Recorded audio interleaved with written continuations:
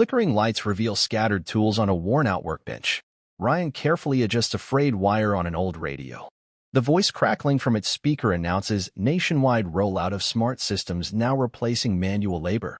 Ryan mutters under his breath, "Fixing is easy.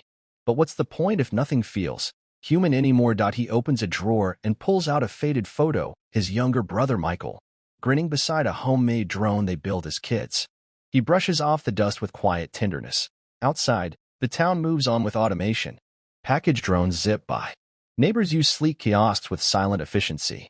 No faces, no stories, just speed. Ryan shuts the radio. Silence fills the room. He stares at the circuit board, but his grip tightens, not on the tools, but on something deeper. Ryan walks past the edge of town, where rusted cables and broken machines lie abandoned in a forgotten scrapyard. As he steps over twisted metal, something catches his eye. A small AI assistant device, buried under wires and ash. Its lens flickering faintly, he crouches down. The screen glitches. A stuttering voice emerges, hesitant face. Sal.low. My name is A. Ryan leans closer, eyebrows tightening with curiosity. He taps gently on the casing. You're not supposed to be talking, are you? The device crackles again, then stalls into silence. He lifts it with care, brushes the dirt off its sensors. There's something strange, something almost familiar. Back in the workshop, Ryan lays Ada on his table. Soldering iron ready, screws loosened, circuits exposed.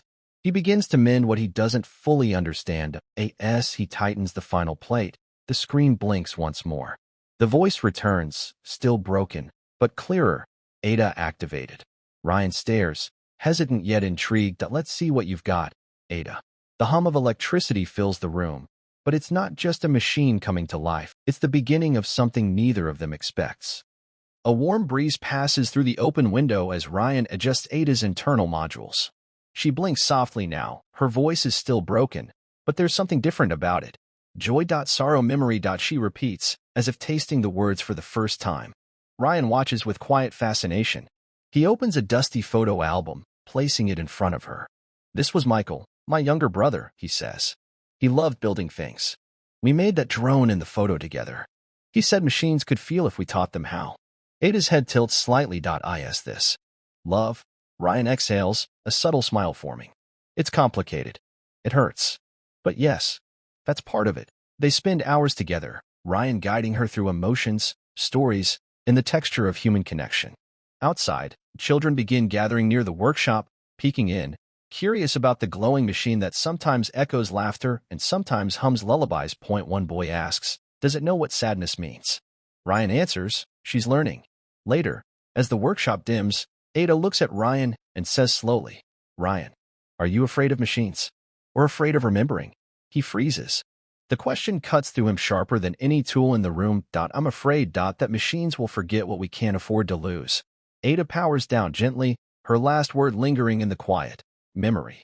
Ryan places a new casing around Ada's frame. Sleek, minimal, almost human-like. Across the room, handwritten stories and faded letters lie scattered. He begins scanning them one by one through her core, watching as they archive silently. Outside, a whisper spreads. People from the neighborhood arrive in small groups, curious, hesitant. An elderly woman steps forward, clutching a weathered journal. Ryan gently feeds the pages into Ada's slot. She wrote poems. For 40 years, no one read them. The woman says. Ada hums softly, then speaks. Archive. Preserve. Her voice will not fade. More people come. Old cassette tapes. Childhood drawings. Letters never sent. Ryan steps back, watching Ada process each fragment of lost humanity. Children sit near her base as glowing words swirl across her display. Memories turned into something shareable, permanent. He turns to the gathered crowd. Machines can do incredible things. But it's not about replacing us. It's about remembering us. Ada blinks, her voice now warm and steady. Humans create. I carry. Together,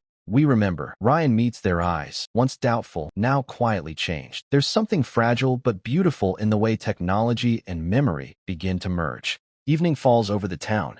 Warm streetlights hum softly as Ryan walks alone, hands in his pockets, past windows glowing with life, families gathered, old songs playing, laughter echoing through open doors. A group of children race ahead, then stop near a blank wall. Ada stands there, her display casting flickers of light. Slowly, she projects a memory, a black and white image of Ryan and Michael assembling their first drone. Smiles frozen in time. One child whispers, "Is that you?" Ryan nods, voice gentle. It's who I used to be. It's who I still am. Ada turns toward Ryan. Her voice is calm, sincere. Technology didn't replace you. It remembered you. He gazes at the wall as the memory fades into color, then silence. There's no crowd, no applause, just stillness.